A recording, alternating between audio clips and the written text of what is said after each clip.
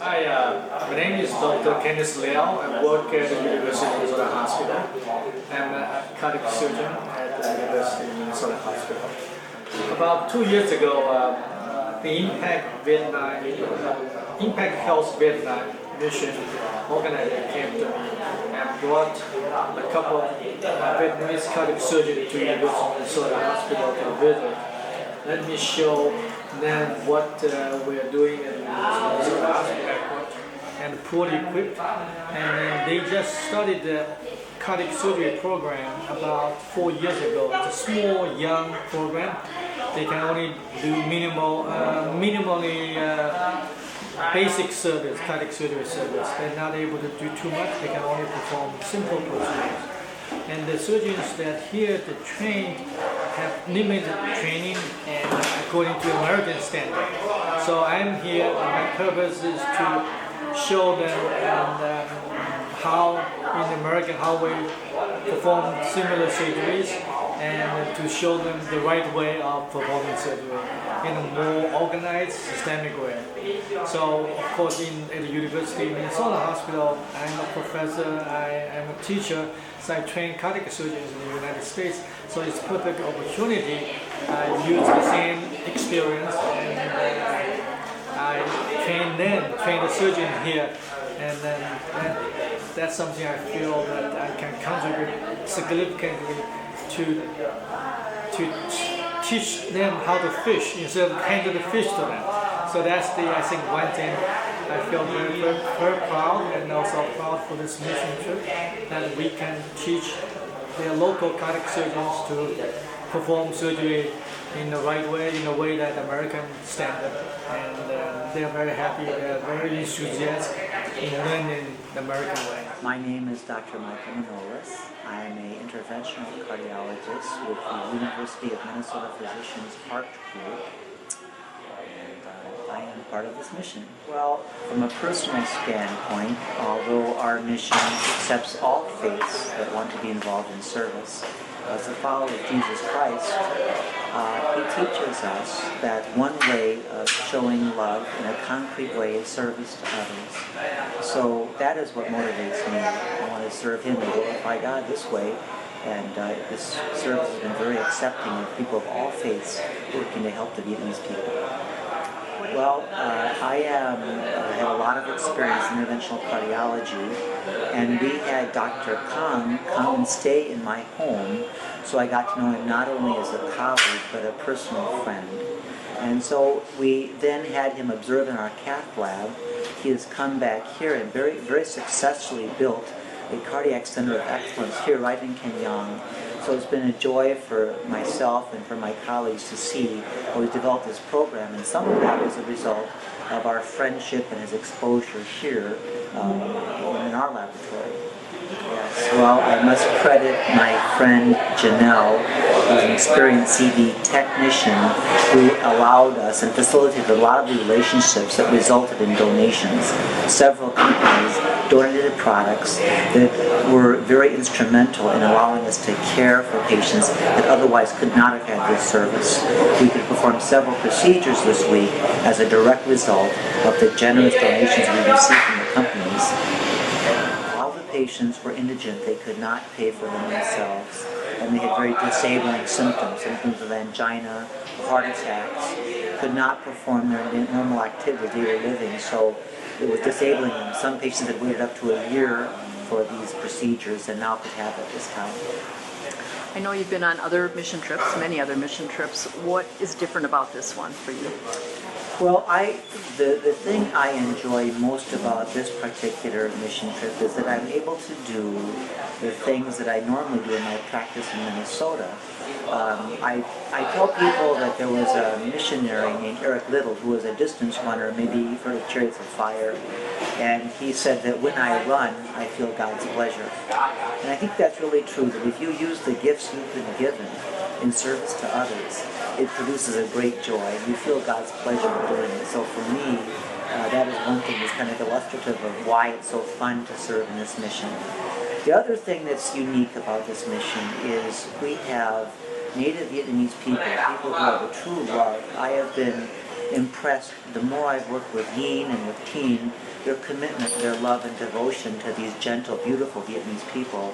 And so it's been a real pleasure to watch the effects of their love for the people come out and be spread this way. So it's great. I really enjoy those two aspects of it. What encouragement would you give to doctors back home to get involved in a trip with this team? Well, I would say that those people that are willing to go get a wonderful experience that is, you think you're going to serve others, but in point of fact, you learn a lot about service yourself and how you feel about things, so it produces a lot of joy and happiness in just being able to serve that way. So I think many people should think about this as a wonderful experience. You get to experience the culture in ways you never would have anticipated. You get to know Vietnamese people, eat their food, talk with them, learn what they like, what they don't like, and it enhances your understanding and your love for them. My name is Janella Amendola, and I work at Fairview Southdale Hospital as a cardiovascular technologist in the cardiac cath lab. Primarily support of the interventional cardiologist and their team in the cath lab doing angioplasties and stents, diagnostic cases and procedures. The donors, we received a lot of supplies from many companies such as Medtronic, Boston Scientific, Abbott Vascular, the Medicines Company, St. Jude Medical, Daiichi Sankyo, and they've been phenomenal. We've been able to use many donated stents, diagnostic guide catheters, all kinds of products that we need in the angioplasty and stent world. It's impacting these patients because patients that can't afford any of these products that wouldn't even be able to be seen now can receive stents, and they can get their procedures taken care of, and they can shorten their length of stay by products we brought. For example, one of the drugs we received 40 vials of Angiomax, and it's $800 a vial, which is $32,000, which is an incredible impact in this community and can really make a difference in their lives. Tell me about working alongside one of our team doctors as well as the local doctor. Oh, that's fantastic. I work with Dr. Mike Manolis in cardiac cath lab at Fairview Southdale in Edina, and Dr. Manolis and I work together on a regular basis as it is right now on our regular job, coming here together. We're able to share our knowledge and support each other and the interventionists and the staff here, so we can work together and try and help them learn some of the efficient ways that we do things in the U.S., different products and different procedures and different ways to do things. They have a very, very good lab, very capable, extremely skilled staff, including Dr. Khan, and it's just been an incredible experience that we can collaborate and work together. And Dr. Khan came to the U.S. as part of the observership, so tell us about that. When Dr. Khan came to the U.S., he was actually stayed with Dr. Mike Manolis and his family, and would come to the lab and to watch cases for a month with us. So he and I got to spend a lot of time together, because when Dr. Manolis was off seeing Clint patients, he spent a lot of time with me, and it was fun. We practiced English when there weren't cases to do, but he really got to see some of the skills and techniques used at Fairview Southdale, and I believe he got to go to Mayo Clinic and another hospital, and I'm not sure where that was, but it was a phenomenal experience for me, and it was a phenomenal experience, I believe, for everyone involved, including Dr. Khan. And was that observership, was that a coordinated, that was through Impact Health That Vietnam? was through Impact Health, yes. Impact Health made that possible for him to do this. Any particular patient that sticks out in your mind from this week? You know, there's been so many great stories and whatnot. One that we were a part of was there was a Cambodian patient that was not able to ever be seen before, and they knew he had had a heart attack. So he came, he heard Impact Health Vietnam was coming, so he set it up to come and get seen. He ended up getting 3 of our donated stents, and not only that, but when he was through, he was able to receive a year's worth of Effient, which I've been told is close to $33,000. Effient's the drug that you need to take every single day. He would not be able to afford any of these drugs, much less the stents. The stents alone are $9,000, $3,000 a piece. So it's been fantastic that we can do this. The patients are so appreciative of what we're doing and what people are doing, and it's hard for me to even hear all the stories because I tear up and cry at all of them. So it's just an incredible feeling. So it's more of a gift to us to be here than us as a gift to them. Continued love and support. I think it means a lot to them to know that there's a group of people. There's been so many people that have come just because they heard we were coming, and they feel that there's someone that can help them. And there's someone that believes in them, and that there's someone that's going to be there for them. I think that's the greatest thing. And how about docs? Sometimes docs are hesitant to get involved in something like this or to use their time off for it. What would you say directly to doctors? Oh, they make such a huge impact, and it's such a great way to build relationships with another hospital and collaborative efforts. It's just like going to medical conferences where you network with each other and can form a really strong bond and have resources to talk. We've even been communicating with doctors back in the U.S. on complicated cases or things we've had questions about, and that's the kind of resource and setup that you can make available to both countries. Anything else that No, Your it's feelings just again? been an incredible experience, and I can't wait to do it again. Okay, my name is Cheryl Jewell, and I've been a nurse at Fairview for 26 years. I work in the Heart Center there. I'm a charge nurse in the Heart Center. Well, if anyone has ever met Teen Trun, who I worked with for many years, you know about the work that she's done. She has a great heart for missions and for helping people, and over the years she has shared that with me. We have developed a relationship together. She's shared a lot with me about her work over the years, and when she was going to start working and form her own nonprofit organization, she asked for some assistance on her board, and I was more than willing to help. Here in Vietnam, I've been working in the cardiac cath lab since that's the closest to my area at home, and we have the first week worked with Dr. Khan, kind of assessing his unit and the needs of his staff. We brought some new equipment to the unit to help the staff with hemostasis, TR bands, and FEM stops, and brought basic EKG training, ACLS,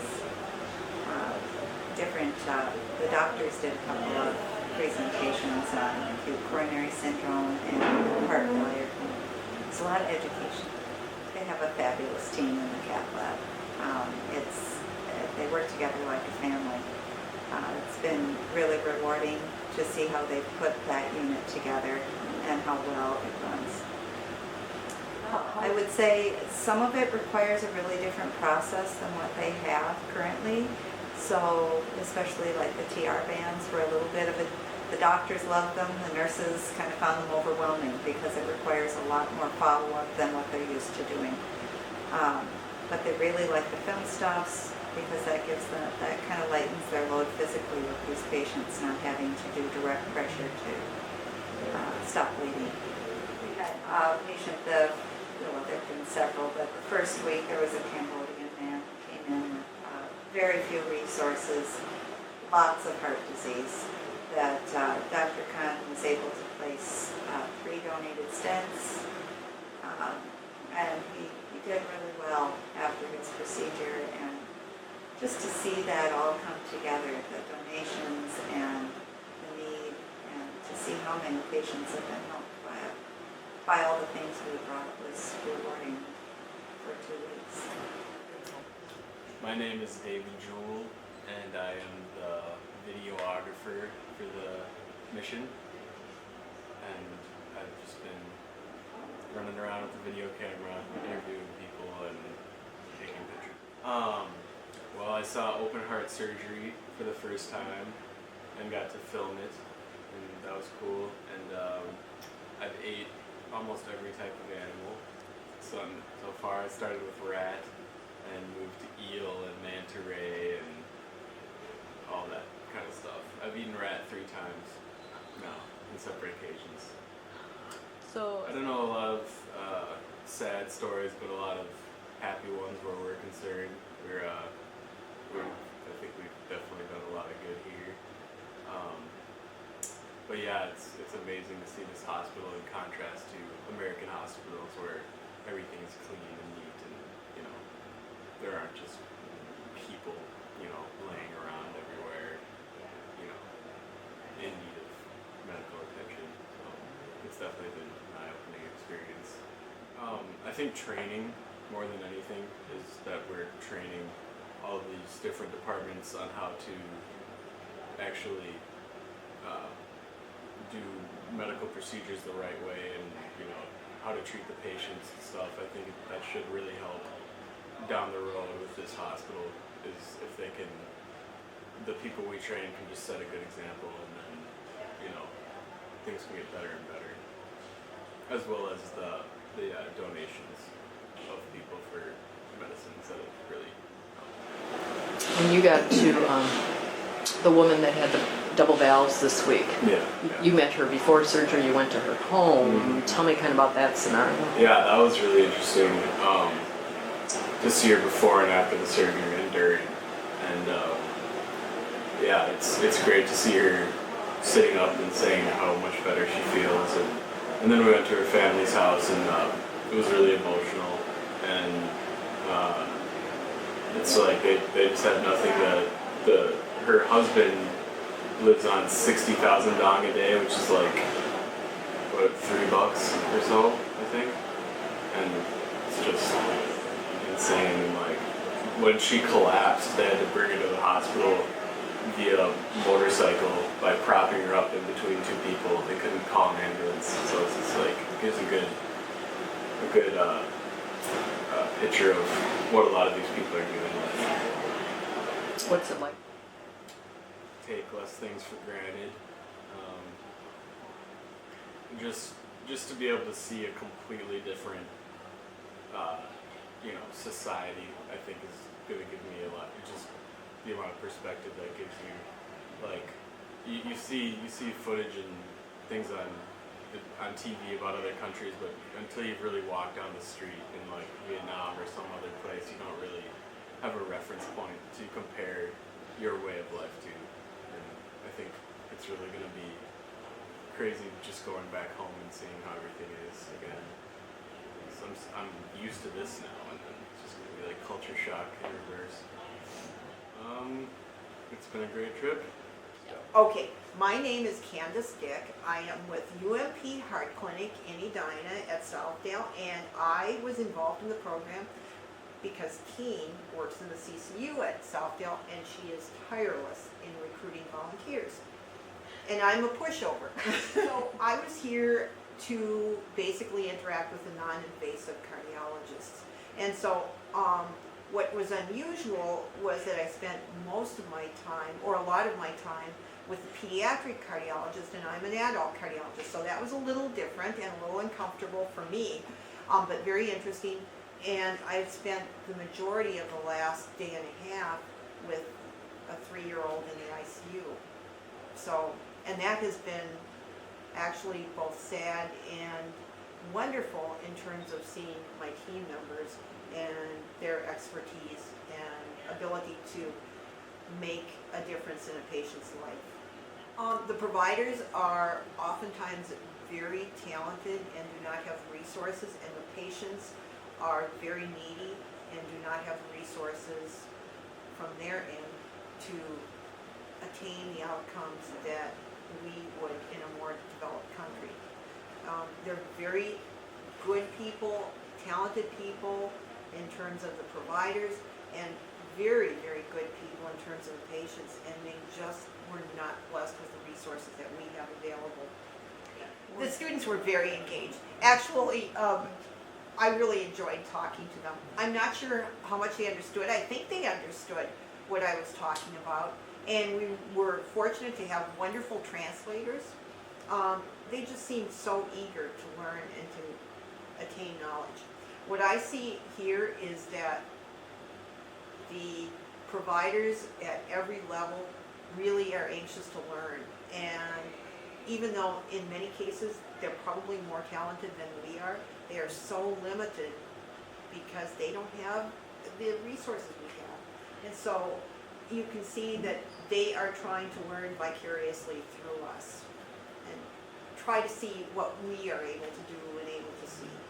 Many of us have done other mission trips and have found them to be both encouraging and very discouraging, depending upon how well organized and how correctly directed those trips are. This has been wonderful. This is a mission trip that is actually designed to make a difference in many people's lives. There is perhaps less direct hands-on with patients, and so the gratification is not the same as with other mission trips.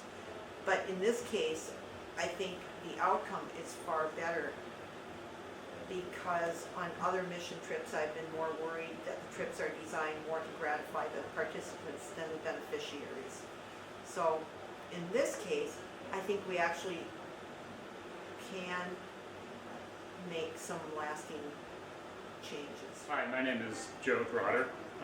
I'm an intermediate EMT, ACLS and PAL certified, and I'm affiliated with Impact Health on this mission, mainly because I believe in it, and certainly the two women that are organizing and running this have the dedication and determination to see it through, and really is very impressive. My role this time was to teach CPR to the doctors, nurses, and staff of Yin-Yang Hospital. We had approximately 22 classes as they cycled the entire staff, roughly, through the hospital. 275 people were actually trained over the course of these 2 weeks, or less than 2 weeks actually. It's sort of systemic. There's a systemic need, over the entire country for resources in terms of the medical facilities.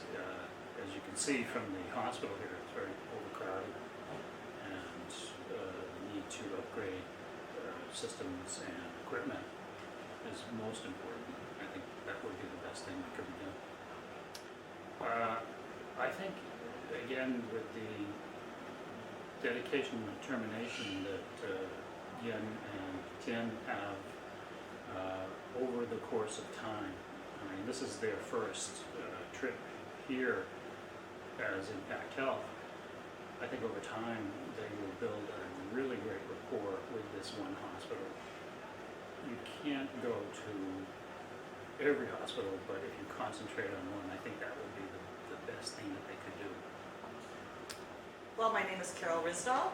I've been an employee at Fairview for 45 years. I just retired though in August, and I felt that I had more to give in the area of patient care. My background is a nurse, but when I retired from Fairview, I was the safety officer. So in applying for this position, I was not sure how I could offer my services, but I left it up to the leadership of Impact Vietnam Health to decide how I could be of service to this country and to this mission. And what, Various projects. I'm very familiar doing risk assessments or doing assessments in general system issues within an organization. And so I was in the operating room and looked at the process flow for dirty instruments or the admission process for patients coming into the organization. We also looked at the neonatal intensive care unit here, just what equipment is needed, what equipment they use. And so just more of that overview, not specific patient care, but just an overview of systems and processes. I think it's the heart cath lab, the operating room, it's working on patients. We came here, patient care is the same. I mean, caring for patients, no matter if you're in the United States or in Vietnam, that's what we're about. We care for patients. That's what we did here. We did procedures, we oversaw and worked and observed procedures in the heart cath lab, in the operating room, in the intensive care unit. It's outpatient care. Education and training is one need. They need equipment. They need collaboration with various groups, with the United States, and hopefully that Impact Vietnam Health will develop this collaboration so that we can further this hospital. It's a challenge because there are so many needs here. Environmentally, this building is old. We see a lot of improvements that could be made. So it's a multi-pronged approach that this hospital is in need of. The children, I love walking through the hallways though and looking in the wards. Patients are just like our patients in the United States. They're vulnerable. They have families. I think that's been one of the big surprises is the family involvement here. Families care for the patients. The compassion that families have for their patients, they're concerned, just like our families in the States. And so it's been good seeing that. Wonderful opportunity, wonderful. They're caring for those same patients in the States. Understanding the culture, understanding what the patients bring into a hospital in the United States, why they react certain ways. This is a wonderful opportunity for this collegial relationship. Nurses, doctors come over here and understand what patients go through here and how people are trained here, but also if doctors and nurses could go to the States and just see how the States do patient care as well. Donation. There is so much need here. We brought so many supplies, various types of supplies. This focus was on cardiology. So a lot of supplies for the heart cath lab, a lot of supplies for the operating room, instruments, catheters, ICU supplies, just basic supplies are needed here, and donation is really needed. That's it. It's been a wonderful experience. My name is Vinny. I'm a paramedic back in California. I volunteered at a first aid station in Missouri last summer, and I met Cotine, and she invited me along to come and teach CPR. A lot of it is similar, but a lot of it is different too. In the ER specifically, they are very limited in supply, but they learn to be more efficient, a lot more efficient and organized. The nurses do a lot for the doctors because there's very few doctors. There are no paramedics here or EMTs. Whenever they need to go pick up somebody, a doctor or a nurse has to come along with them. And their ambulances are very bare. There's an oxygen tank and a gurney, and they carry along a small box of medications. And other than that, very limited supply. A very positive experience. Everybody here seems to be very eager to learn new things, even though they already have their protocols and their systems set up. They're very excited about our equipment and how to use the equipment that we brought back. And I brought the defibrillator back from the classroom to the ER. They were working code, and they actually used the monitor that we brought back for the first time, and it was a good feeling to know that this equipment that we're bringing back, even though it's new stuff for us, and it's going to be more valuable for them here. It's definitely going to be utilized. Tell me about that. Oh, well, as kind of expected, in the homes out here, especially in more rural areas, are very poor. Some of them are built with leaves and sticks. It's definitely this has definitely been a great experience. I recommend anybody who would like to do volunteer work to join Impact Health, because the organization of this program is very good. It's very organized. There's specific duties and tasks. There's a sense of actually making a difference when you're volunteering with an organization that has a plan and has a goal. My name is Milin Vu, and I work with the UMP physicians. Of course, we work with Fairview as well as a biller, coder, and work in the medical industry for many years now. So yeah, yes. Well, I met Tian, which is our co-founder. We've met each other through our church, and we volunteered together. We've done stuff together, and we kind of like know each other's family. And she has talked about her missions many years, many times to me, but it wasn't the right time, the right moment. But it seems like this year I was completely ready for this trip, and I said, let's go. And although of course I have all kinds of fears, but then she encouraged that we, just put away the fears and open your, step out of the box and be brave and look at the world. Just go one time and change your mind. I've been interviewing patients and their family, parents, spouse, and the patient themselves. And if their children are younger, then I usually have to go through a parent to ask them a few questions, because some of them will speak to me straight, like the teenage boy that we saw yesterday, and of course, yeah, the little ones are just they're scared of me still. But you bring toys, props, little gifts like bubbles to blow. They get distracted from their own pain and the fear of us Americans, new faces. So, yes, interpreting was my fear that I was not, I couldn't give 100% of myself to this language because I haven't used it every day basis. But it came in so natural. It came back, and I had some issues with some higher terminology of medical terminology and of Vietnamese language. But overall, the regular patient care, the job that I was given to, was just perfect for me. It was just right, and I knew that the president, Yan and Tian, they have this job for me for a reason, because they see it fits me so well, and I really am happy about that.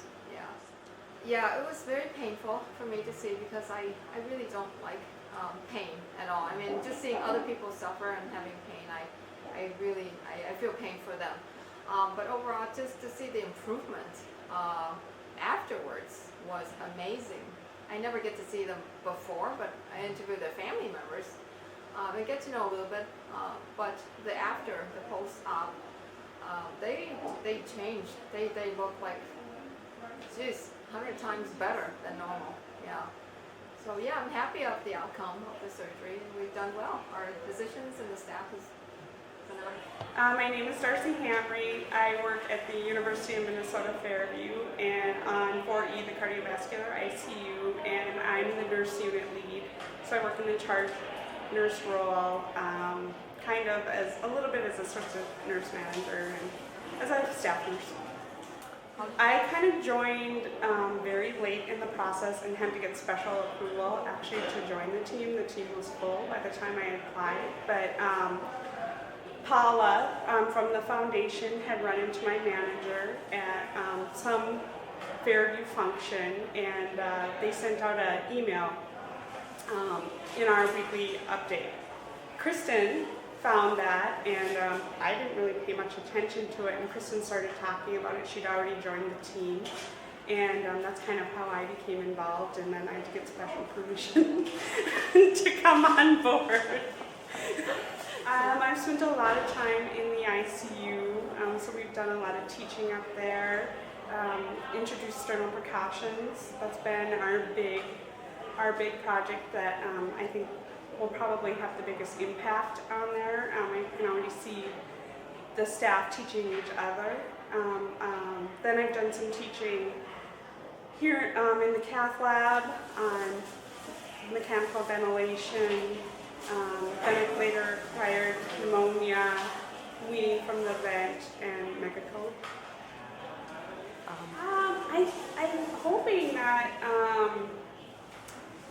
You know, I think the outcomes for, especially the CVIC patients, I'm hoping that it will have a big outcome for them.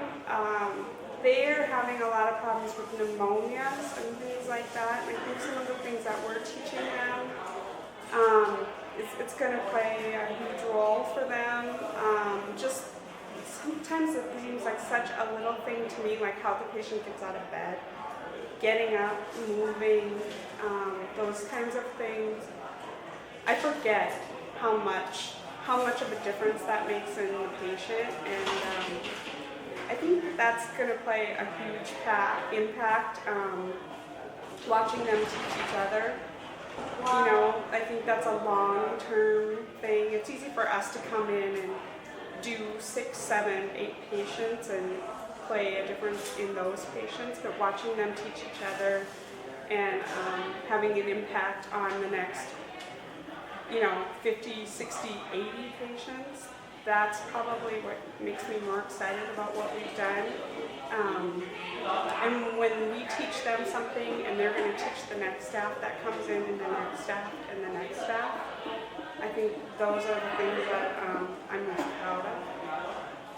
There's a couple.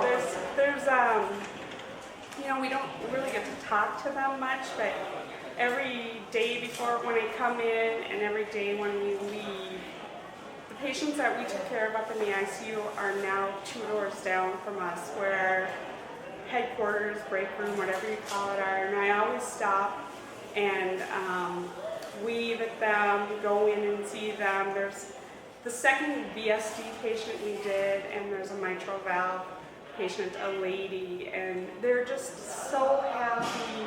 They want to tell us everything that's going on. The one lady who had her mitral valve done, all she wanted to do was sit and hold our hands, you know, and she smiles because that's probably, you know, the best way that she can communicate with us. And, you know, thank you, thank you, thank you. And every time we walk by, she catches our eye, she smiles and waves, and it is very touching.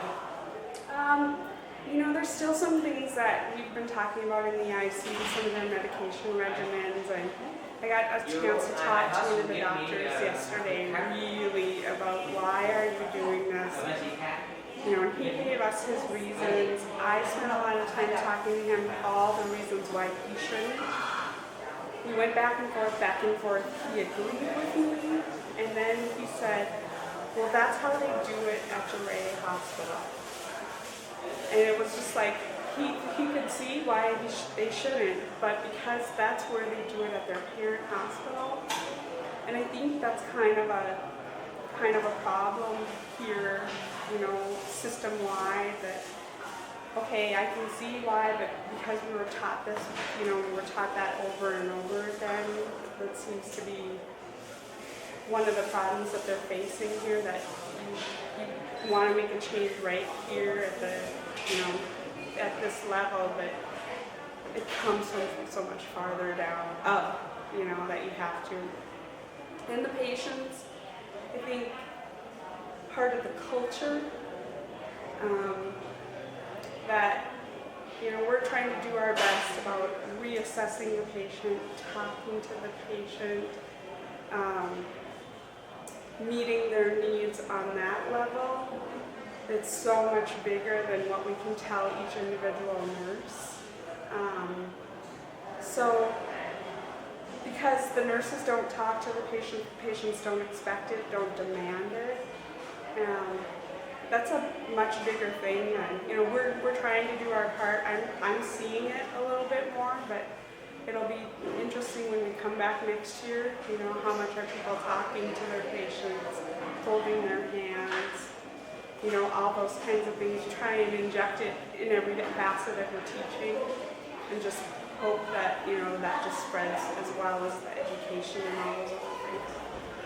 Oh, you know, it's kind of funny because I posted a picture of the 4 of us that work on my unit, and I think we had 110 likes on that picture.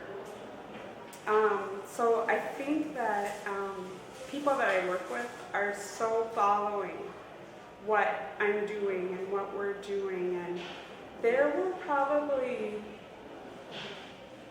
3 or 4 other people that really wanted to come on this trip that just weren't able to. So I think there are a lot of people out there that really want to. I've been wanting to go on a mission trip for a long time, but just needed to talk to someone who was going new. And so I think the more you just talk about your experiences, tell what happened, people are like, I can do that, that's easy, that's not hard. You know, and I didn't know what the heck I was going to do when I got here, and I'm not sure what I'm going to do this afternoon, but you know, it's just you go with the flow, and somehow whatever your skills are, they just seem to fit the mix, and I think anybody could do it. Anything else? I think I've learned a lot about myself that I didn't think I'd learn, you know, that I have more skills than kind of came out, and kind of proud of some of the things I've done. Your role is there. Yeah, I am Kristen Hall, and I work on the cardiovascular ICU adult at the University Hospital. And I'm a nurse. Is that all your questions? Want to start that over? So tell me your name. My name is Kristen Hall. What do you work in? What's your profession? And I'm a nurse, and I work at the University of Minnesota Medical Center in the cardiovascular ICU medical missions trip this year. And in our weekly update email, there was a blurb about this trip, and it was cardiac. So I was like, this is a perfect fit. So I contacted team, and that was how we got connected. This week we have been working on teaching the ICU staff. We made good successes with sternal precautions and getting the patient's pillows so they can cough and move better while protecting their sternum. We've been teaching a lot about pulmonary toileting, trying to prevent pneumonias, general ICU care, EKG, ACLS. I guess I've been doing ACLS teaching. Well, there is a lot of needs.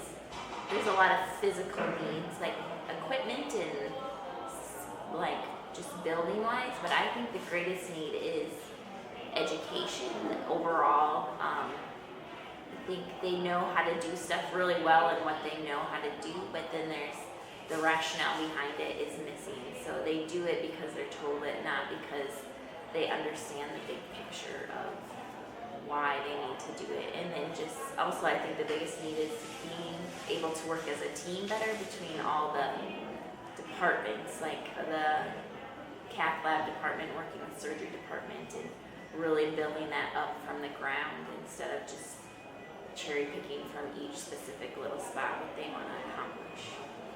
And then getting nurses to be advocates for themselves and then for their patients, just giving them the knowledge to have power to actually feel confident in telling people what needs to happen. Well, there's just a lady we did surgery on, and I didn't really have a lot of contact with her, and she did well, but just like I was able to just go and hold her hand, and just I think that's more communicating than verbal communicating, that I could just sit and hold her hand while we're all talking around her in English and she has no idea, but I think that's just special to be able to just sit with people. That's what I like to do back home as well, is just sit with people, and sometimes having someone nearby is better than talking their arm off. So that would be mine. I think there's always hesitation because there's unknown. And every day we come and show up, we still don't know what we're going to do, but I think that's part of making you a better nurse, is getting outside of your comfort zone, and just, I think you also appreciate when you go back home all the things you complain about back home, and then seeing how they can actually function on actually they do really well with what they have, probably better than what we could do with this amount of not very much equipment, but they do really well with what they have, and I think you go back home and you can appreciate what we do have at home a lot more. And I think it's a good experience. I love traveling, so I like to see how other cultures work, and I think it just makes you a better person all around, not just in your nursing career, but also as a whole. So what's the most adventurous food you had this week? Most adventurous food. We've had a lot. That's been one of the best parts of the trip, is trying food. Well, I guess it depends. Well, we've had snail, eel, and frog legs, probably. At the top. No rat. No rat yet, at least. Anything else you want to share about your trip? Just that it's a great group of people. I've really enjoyed the most is just working with all the people that came, and then our interpreters that are in country. Like, I think it's been a really good team, even though we don't know what's going on half the time. I think we support each other really well, and we work well together, and we're making a difference. Even if we don't see it, we are making a difference. My name is Sarah, and my role back in the States is I'm a pediatric nurse, and I work in the cardiovascular ICU. A friend actually referred me through Paula McNabb. She had heard about the program through Teen, so she put me in contact with Teen, and that's how I first heard about it. Well, I was originally told that I would be working both in the ICU and teaching, and primarily I've been in the ICU, but I did teach one class of cows. You're back. I did. So I was told before the trip that they do both pediatric and adult cases here, which they did. They did 4 pediatric cases, and primarily the second week. And even though we didn't have a pediatric surgeon from our team, we worked well with the ped surgeon and the intensivist, working on just basic pediatric care. So you got a chance. So many. It's so different from where we come from. And even the different wards, like we looked at the ICU versus the cath lab versus even the VIP suites, and then we did take a trip to look at the pediatric ward, and they're so limited. I mean, it's obviously like a dirty place, and their resources are few, but I feel like they utilize everything they have so much better than we do even. So, you know, their lack of, they make up for in the dire need. One of our biggest things that we saw when we first walked into the ICU was just basic sternal precautions, something that we take for granted. Like, it's just routine in our head. The patient that comes in the US, they probably hear sternal precautions from the time they're seen in the clinic to their pre-op appointment, to their ICU stay, to the floor stay, all the way following up. And here, they just had no idea. So we've seen direct strides in talking with nursing and intensivists and PT. It's just been executed throughout the week. Every time we come in, we've seen these same basic principles that we introduced like day one, which is huge. It's been pretty good. I feel like the intensivists have been more receptive just because they're a little bit more on the knowledge level that we are back in the States. Nursing here is just, their role is so much different. They tend to just follow orders, not really knowing what's behind them. And with that, it just hasn't progressed to a lot of teaching on the nursing end of it. It's been more physician taught, and they're very, very receptive and wanting to know and wanting to do better. I feel like they want to serve their population well and do the best they can. They just don't know how. Like one of the physicians said to us, we think that we do it right, and nobody's told us differently. So for us to come in and tell them something different, they're very grateful. So you got to work. I think before coming on this trip, I had no idea what my role was, even though they told me multiple times there will be peds cases. I mean, we were traveling with no pediatrician, no peds cardiologist. It felt really disconnected for me, even though I have nursing skill and I work in an ICU. Peds is just so specialized, and I feel like I came here for that kid.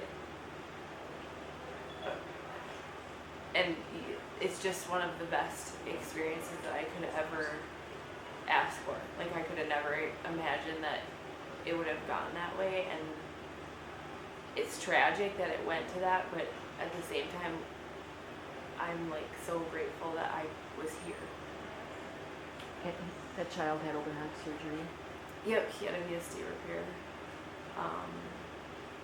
And he came back really sick, and I think they didn't know how to manage some things that escalated, which progressed to further heart failure and further decompensation of him. And they were willing to let us come in and like share what we thought, but you could tell that there was still some power struggle initially with their hierarchy here. And so even though the intensivists wanted to let us intervene, there was some senior people that didn't agree with that, and it unfortunately caused some extreme complication for the child. How's the child doing now? He looks so good. He was extubated this morning, and he's following commands, and the mom and the dad have both seen him, and they've been with him pretty much the last full day. So he's awake, and he's, I think, going to have a positive outcome. So how do you think that I've taken so many things for granted at home? Things that I don't even think about doing before I do them. They're just like so ingrained in me, and even like today we were trying to reposition him after he was extubated, and they like don't let him do that. And we do it for so many more reasons than just comfort and good respiratory, but they just don't know how to like manage the lines that way and do that. And it's just so much a part of what I do that I've never had to like stop and think, oh, I'm getting to do this, or I'm lucky to be able to do this. I don't know if that makes sense, but I think for each patient in the ways that we do, we take for granted in everything that we do. And you guys got the mother back together with the child at a time that normally she wouldn't have been able to be there. Yeah, she hadn't seen him, I think, for a good 18 hours when he was critically sick. And they made her leave when he was decompensating, so the last thing that she saw was just this downhill, tragic. And the atmosphere in that kind of situation is never calm and cool. You know, it's really panicky, and they didn't know what was going on. There was a lot of people in there, and so she got, you know, shooed out early on, and then the day was very labile with him. So I think around midnight we were here and let her in, and she was so grateful. I mean, no words can describe her facial expression. So what would you say to I'm so surprised at how many other people felt the same way that I did, but then actually coming here and putting these things into practice, I just could have never imagined that it would be so positive and that I could actually feel so used and knowledgeable. And I'm a young nurse. I mean, I don't have a lot of years of experience, but they're grateful and willing to, you know, listen and hear anything and take very seriously what you have to say. anything else? The team experience has been something else that has really surprised me, that just the cohesive bond of the group. Like, I didn't really know anybody coming in.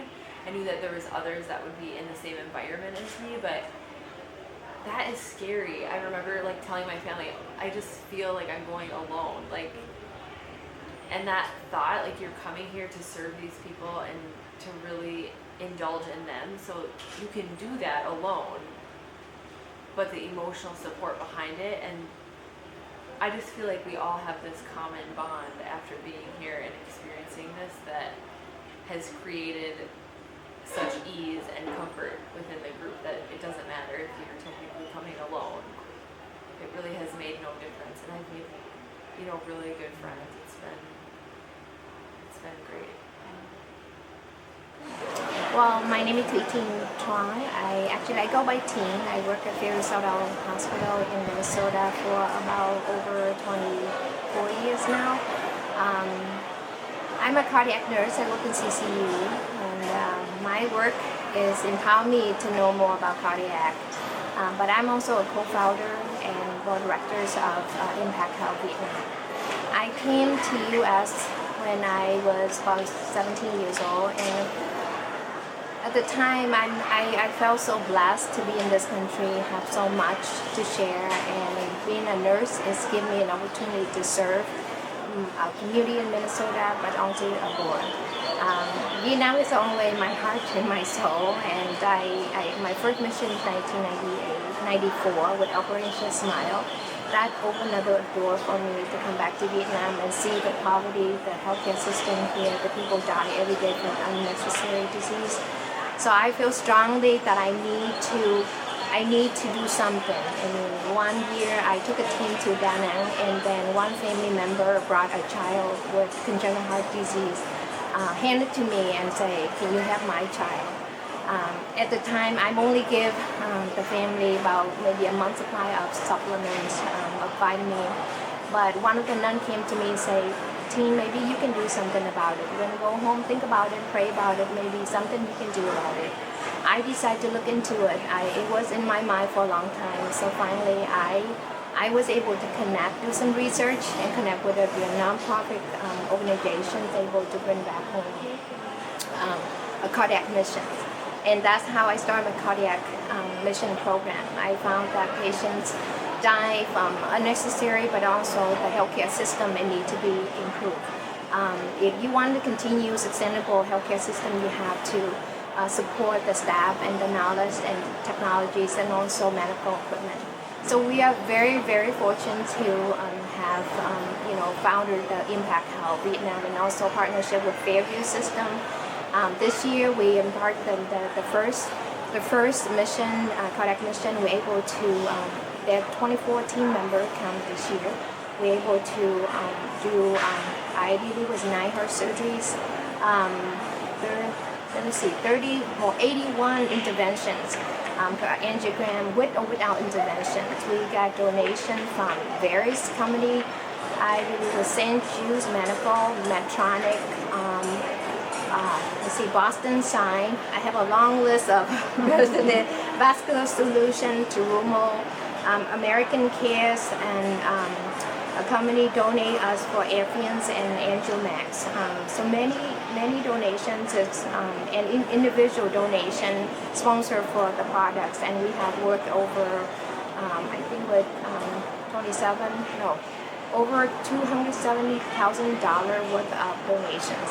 And Fairview, where I work, have been very generous and kind. I call them upon for donate the defibrillator, and the first day I get here, I found the need of getting a transport monitor. So I quickly emailed my boss and my Fairview colleagues and asking for transport monitors. And by my surprise, it showed up with Dr. Dick on her luggage, and she didn't even know she had one.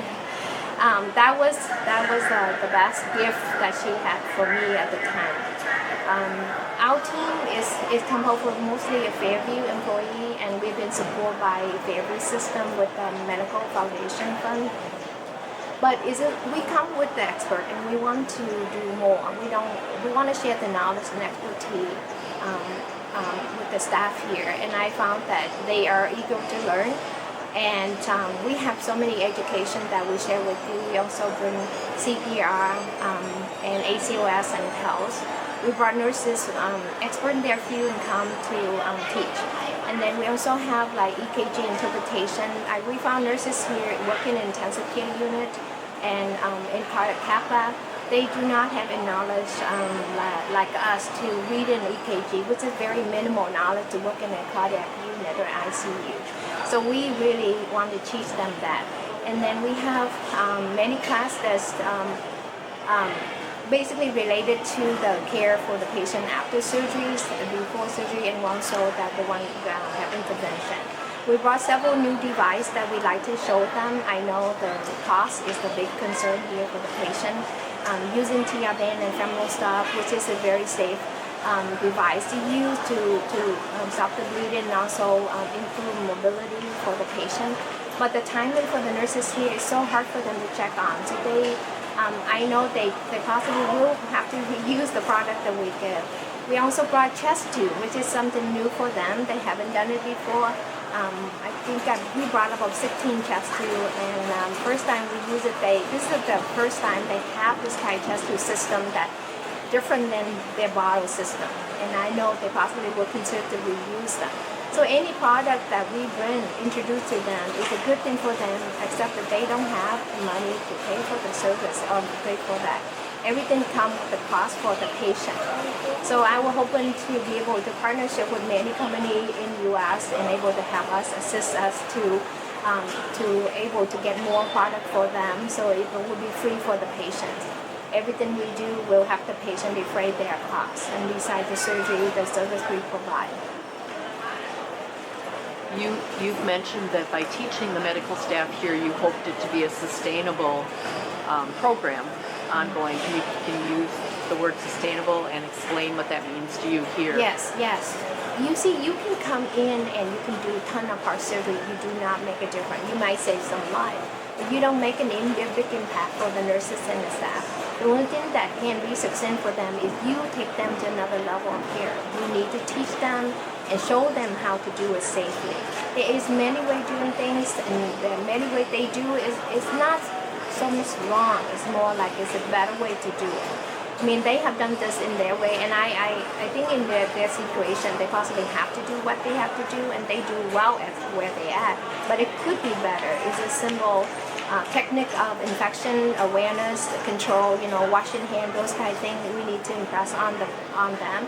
Compassion we show to the patient is important, communication is important, so many things. Not only we show them the knowledge, but we also show them how we do it in the U.S. A lot of times it be a role model to them. It's like they witness what you see. It's kind of helping them to understand this is important. I think a lot of time nurses love to learn and love to understand, and the nurses here, their level of knowledge is, even they go to 4-year program, their level of knowledge about clinical knowledge is very minimal. They will be directed by physician who actually lack of knowledge himself too, because it's overwhelming expectation for him to do more, but he have a limited knowledge. I found intensivists here is equivalent to ICU nurse in the U.S. They do not have protocol to go by. They do not have a systematic way of treating patient. So oftentimes every individual physician treating patient differently, and the outcome will be different. They can be by their experience, their own how they learned before and how they experience, but they don't have a system in place to collaborate with other physicians or other colleagues to seeking for a better treatment for in order to have a better outcome for the patient. So I found that communication is a big piece, and also collaboration is a big piece in order to success in helping the patient for safety. We found a lot of time nurses they want to know, they want to learn, but because the system doesn't allow them to do it. Or they want to do it, but they don't have time. They're overwhelming the number of patients. They almost run in so many tasks, and it's not as important tasks, but to them it's important. So it's priority, physical assessment, other necessary skill for a nurse to be able to be functional as a nurse. You have to have this basic skill, and I found that very lacking. So I'm hoping by bringing a team here, we're able to improve their knowledge and also help them to understand the importance of recognize early symptoms so we can better treatment for the patient. And for physicians, we hope that we can empower them, and actually we improve the knowledge, but also empower the nurses to assist the doctor to make a better choice, a better decision for the better outcome for the patient. Sustainability is a big part of our job, and our goal, that's a big goal that impacts Health Vietnam. want to sustain, and we want to continue to support the healthcare system, but we need to work from the government, the leaderships. We also work with the level of nurses and doctors down here. How to make the change is different. How do we make the impact is it based on the leadership. If they can work with us and we can show them how, I think we can have maybe slow process, but I hope a small change can make a big impact in the patients for the long term. Our ICU nurses made some significant changes in the processes that they did post-op surgical patients. Can you just tell us about a couple of those? Oh, this is you just see them want to learn and show them. There's a couple of things they've done that was, it actually contraindicate as far as we say. For after heart surgery, you're not supposed to raise your arm up above your chest, and you shouldn't restrain the patient and have them pull themselves up in bed. That is no to us. And sternal precaution is basically you don't want anything that you do physically can hinder your surgeries. And oftentimes we found that patients pull up in bed. So first, our nurses saw that they taught nurses in ICU how to do the sternal precaution.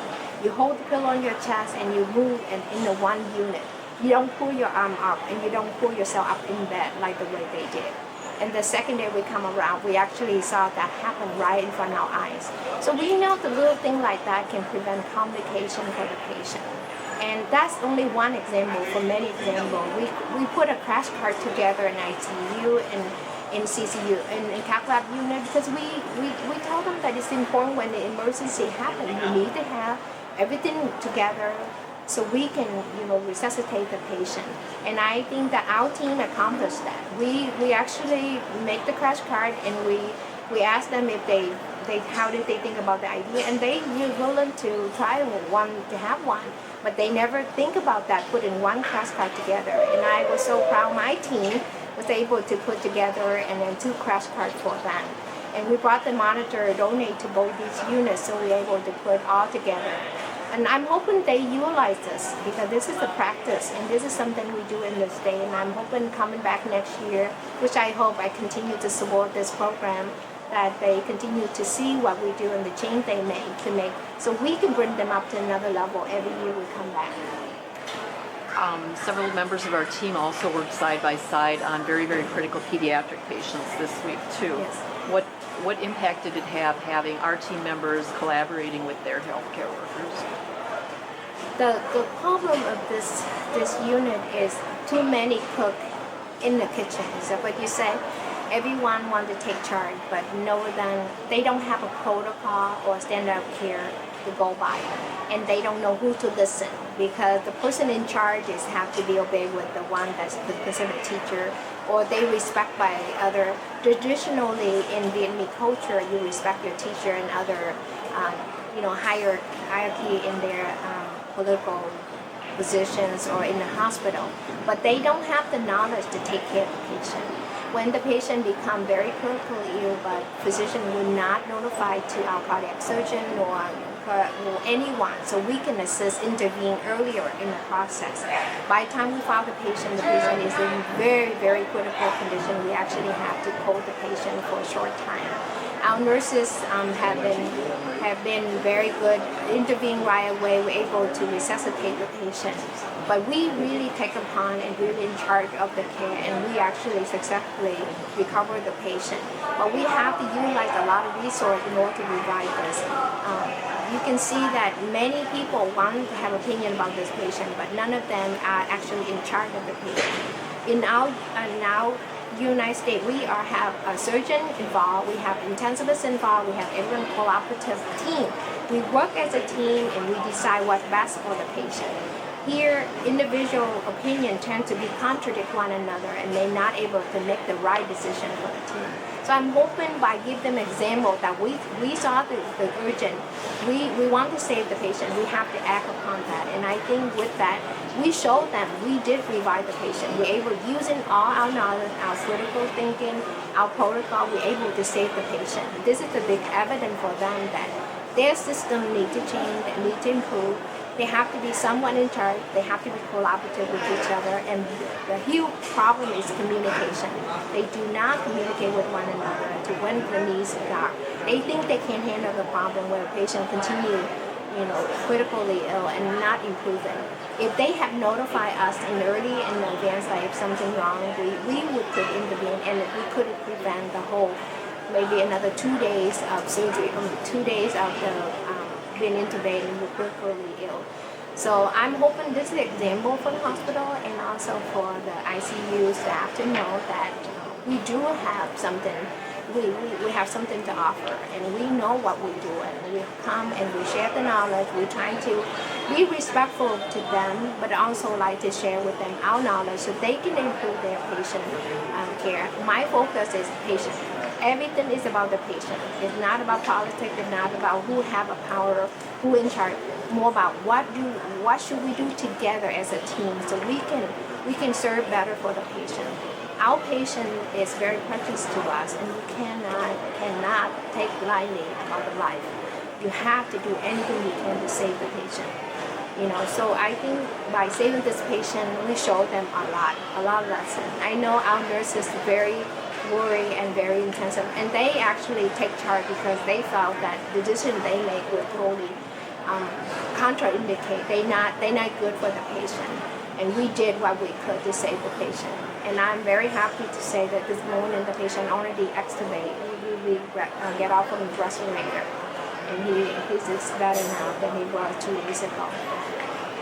So what encouragement would you do to nurses and doctors back home to get involved in volunteering the medical mission? Volunteer in medical mission is a passion of mine. I can only tell you what is my passion. It's up to you to choose what is your passion. What do you identify? What did you like to do? I only share you the story of mine, but I'm hoping that you find your heart and your soul that given to someone or take care of someone, given what you have, talent, treasure, and all the time, you can actually save lives. And I have shared my story with many of my co-workers. Everyone said, well, they don't have time. God have given each one of us 24 hours a day. How could you utilize your time with your family, career, and everything? How do you balance all that? But you still have time to can do a little bit more for the people. We live in our life that we're so blessed, and for sharing a little bit of lesson of you for others, it makes you even better. To me, giving is I gain much more than I give. And I know I only give little. But I devote my life to come back here to really improve the life of the children here.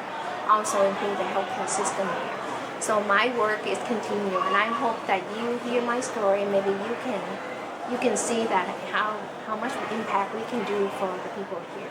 How could we collaborative and partnership? How can we bring a team with experts?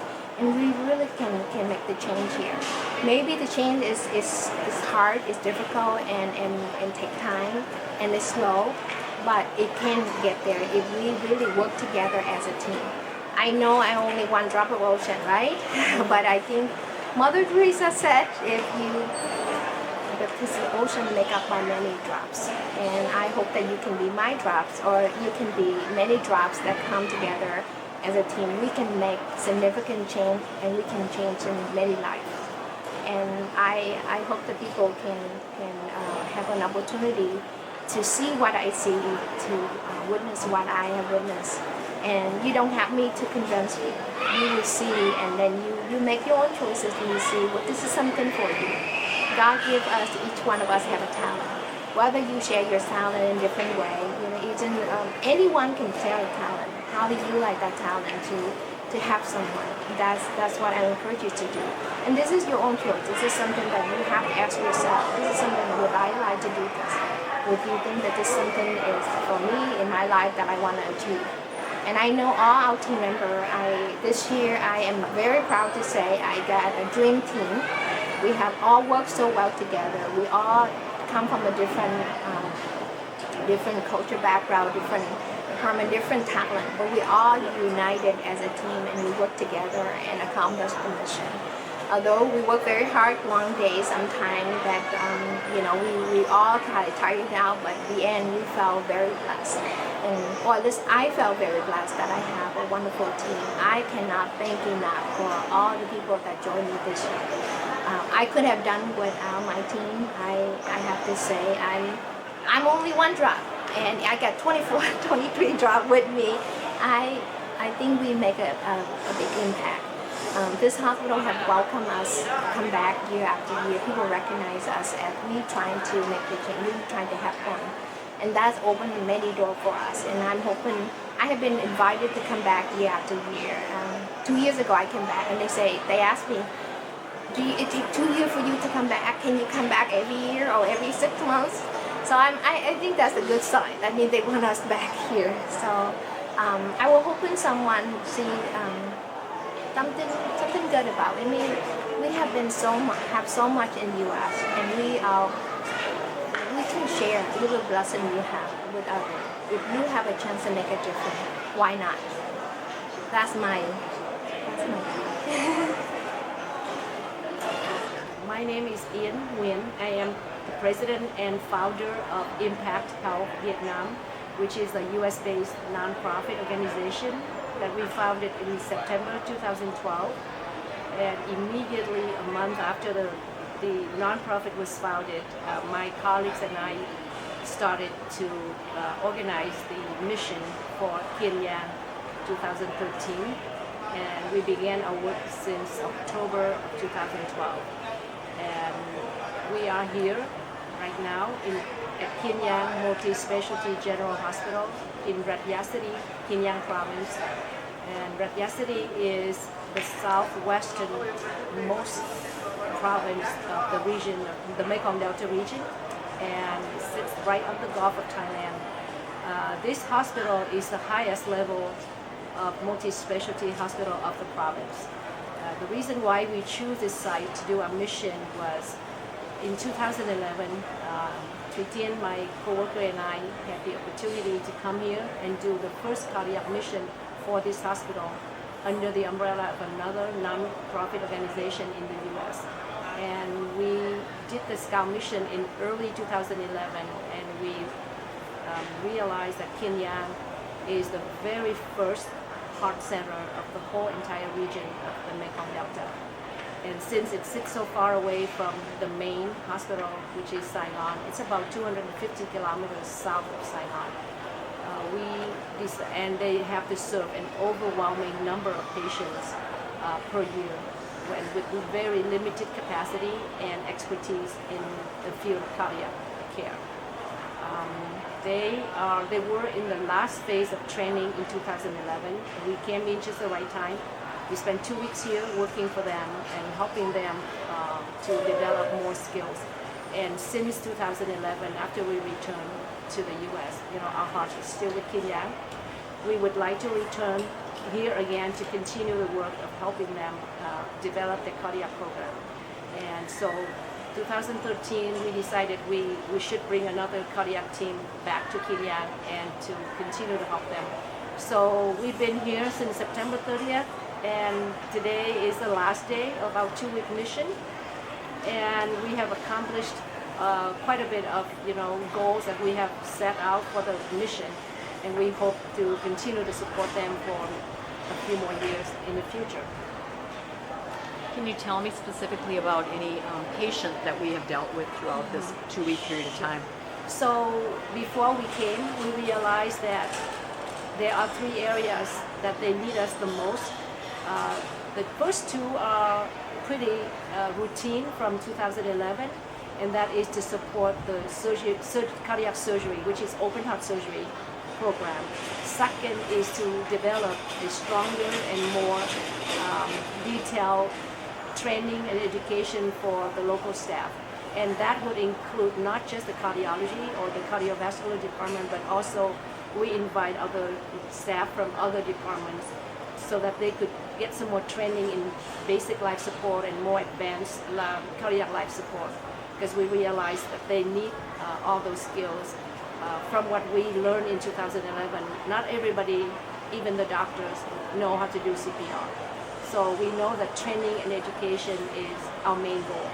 And then last year, we were able to offer a clinical observership for an intervention cardiologist from the same hospital, Dr. Kang. And as soon as he got back from the U.S., after his two-month observership, he opened his cath lab, which has been serving over 700 cases of angiograms and intervention. And in just a year time, he has accomplished so much. And we realized that also we need to extend our help to the cath lab department as well, which sits within the Department of Cardiology. So this is why this year we come with three approaches: to help with the cardiovascular program, to work with education and training, and to bring help and expertise to the cath lab program as well. Tell me about the patient that we followed throughout her surgery and went to her home. So during the first week of the mission, from September 30th through October 4th, we have the privilege of having one of the renowned cardiac surgeons from the University Medical Center, Dr. Kenneth Liao. He's an adult cardiac surgeon. So for all the 4 days that he's here, we were able to perform 5 adult cases. 3 of them are congenital heart and 2 are valve. Among those 5 patients that Dr. Liao had operated on, we have a very unique case where we have a female patient, 57 years of age. She's been sick for the past 20 years. She knows she's very sick, but because of the lack of money, she's not able to seek help from the doctors, and she's very afraid that the surgery would kill her more than would help her, become a healthier person. And just 3 or 4 months ago, doctors from the local hospital told her that we would be coming and that we would bring foreign doctors who are expert in the field, and that she should seek help and she should be a candidate for this program. And she did sign up. And for her surgery, in one surgery, Dr. Liao, together with the local surgeons, had performed 3 different procedures. One is to replace her very badly damaged aortic valve. The other is to fix her mitral valve. And then the third procedure is to do a coronary bypass. All 3 in a 1 5-hour surgical operation. And she has been recovering really well. She's so thankful that she's still alive after the surgery. Her children, her family are very happy for her, and I visited her yesterday, and she's looking forward to being discharged from the hospital on Monday. What impact does her having had a successful surgery have on her family and their future? It impacts her family in every way. We had the opportunity last week to come and visit her home and talk to her husband and her children.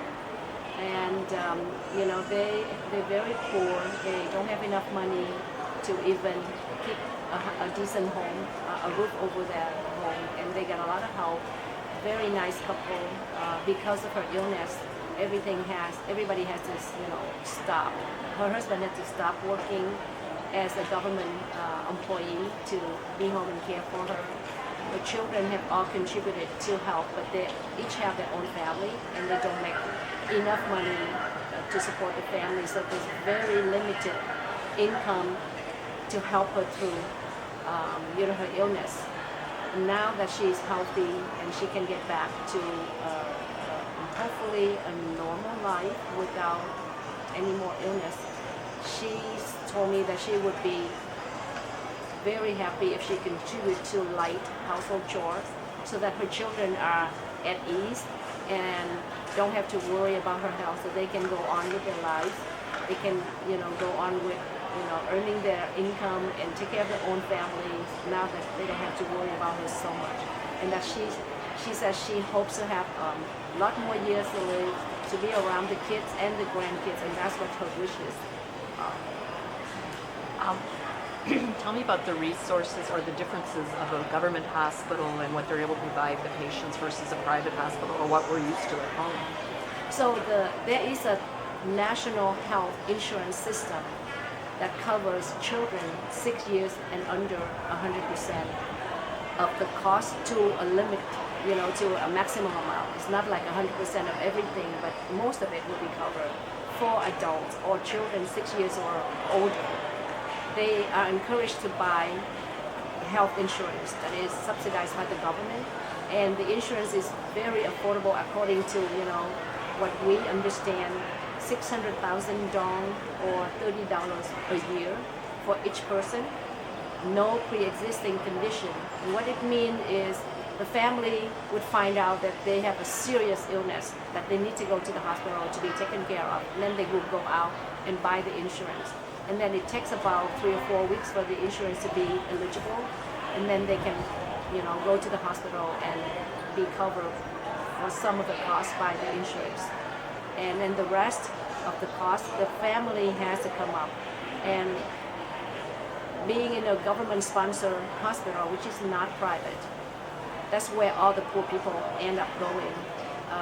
Sometimes they are able to tap into the private nonprofit funding or resources to help them with a little bit of the cost. Still, every family has to be burdened with some of the cost, and some of them don't even have any money. They don't even have money to travel from their home to the hospital, let alone dealing with 10 or 20 million dong for their part of the cost.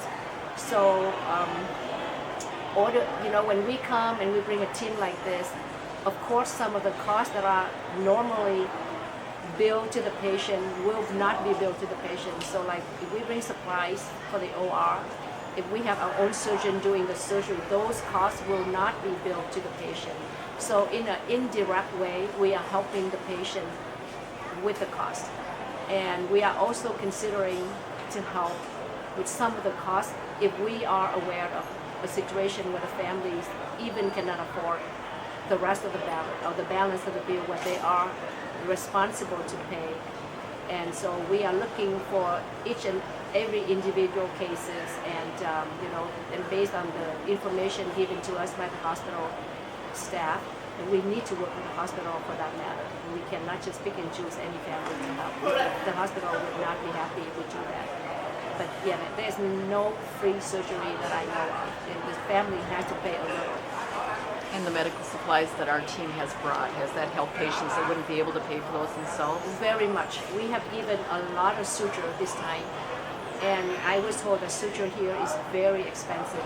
One single strand of suture is 80,000 dong, which is about $4.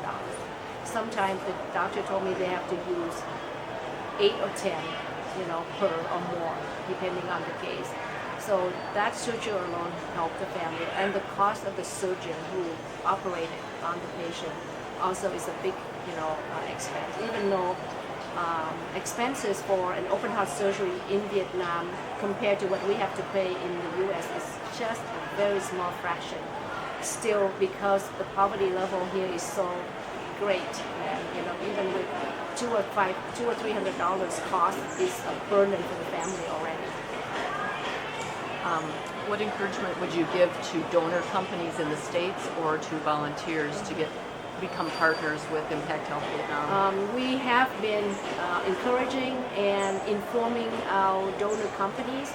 Like this time, before we came, we worked with Boston Scientific, we worked with Medtronic, we work with representatives from St. Jude, those companies are based in the city where we live in Minnesota. So, and then we have friends and people that we know in the past who work for those companies, and they are our kind of reps themselves, working with the company internally, and then we do apply through grants, through application, and those donations, for example, Medtronic, through our program here, through this mission, they have decided to give the cath lab, Dr. Khan's department, enough stands to provide for 10 poor patients. And it doesn't mean that 10 stands, it means more than 10 if needs to. So one example was last week, we had a man who need 3 stands in one intervention procedure, and though he received 3 donated stands from Medtronic. And those stands are not cheap. They are in the thousands if they have to buy it. And the insurance only cover for part of it. They probably cover 60%.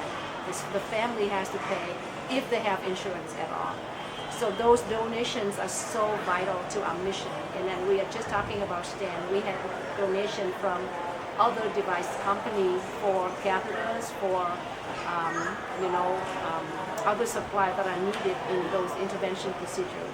On the open heart surgery side, we had, Fairview Southdale has given us 4 defibrillators and 1 transport heart monitor, because we know that the open heart surgery program does not have a transport monitor. They have to grab one from the shelves every time they transport patient from the OR to the ICU floor.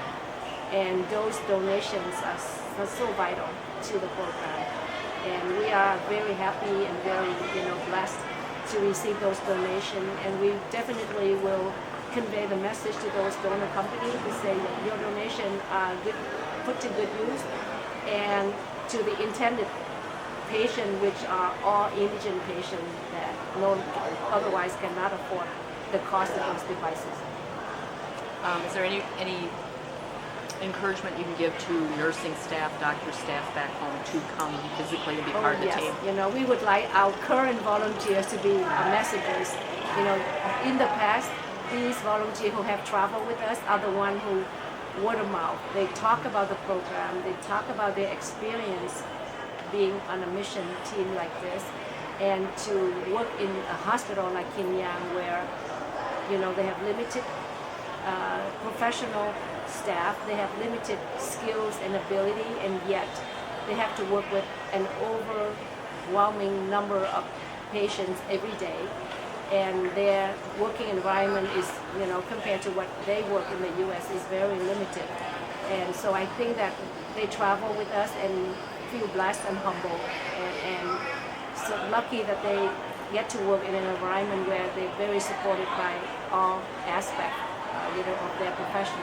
Here, they see, for themselves the patients that they care every day along with the local staff. They have seen, I've talked to some doctors that travel with us in the past, and they tell us that they have not seen cases like this in their whole entire professional career. They only saw it in textbook. So in a way, it is a two-way exchange of experience for our volunteers, our doctors, our nurses, and also for the local staff.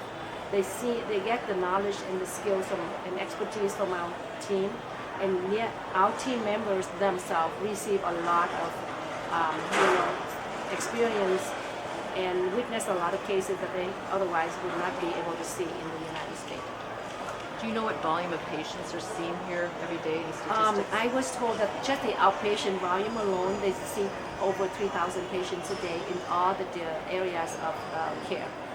And this is a 1,300 bed hospital, but in any given time, they have about 1,500 or more patients. So you know that the condition in each patient's room is very crowded. And the fact that the system is totally based on family care for the patient. The staff is so short, so family members live and eat with the patient on a daily basis, and you could see that they are in the patient ward, outside of the patient ward, in very, just a roof over their heads. And they live here, they spend the night here, and they eat here. And the hospital does have a charity kitchen that they set up a few years ago, and they provide free meals for poor patients who can not afford, to buy their food every day, and for the patient themselves. Anything else that you want to share? Well, I think I am very, very thankful after 2 weeks working here. And we have a great team this year. We are all working in such a teamwork, and everybody cares for each other. They care for the patient that they serve, and everybody has a good time. And we came for with the goal to accomplish, whatever we set out is to help in all 3 areas that we mentioned earlier. And I am proud to say that we did, accomplish most of our goals. Of course, there are improvements that we will have to take notes, and we'll look at the notes, and we, of course, will get feedback from our volunteers so we can improve the program each and every year that we come on a mission like this. But otherwise, we can say that it's a very successful mission, And I'm so proud of all of my team members, and that we hope that they will continue to come with us for many more missions. Thank you. Thank you. Excellent.